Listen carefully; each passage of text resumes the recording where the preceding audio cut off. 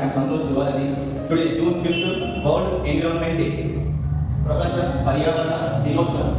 The Environment Day is celebrated to create awareness about the importance of our environment. And this day is also celebrated to create awareness about the environmental problems caused due to air pollution, global warming, deforestation and so on. The first World Environment Day was celebrated on June 5th, 1973. ఒక మాటలో చెప్పాలా, మనం ప్రకృతి రక్షణకై కాదు ప్రకృతి రక్షణకై పుట్టాం అని గుర్తుంచుకోవాలి.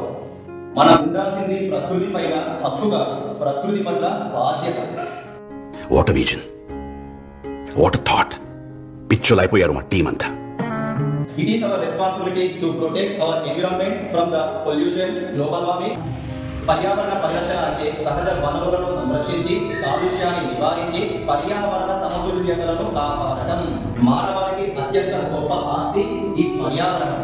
భావి తరాలకి మనం అందించాల్సినటువంటి వారసత్వ సంపద కూడా ఈ పర్యావరణమే.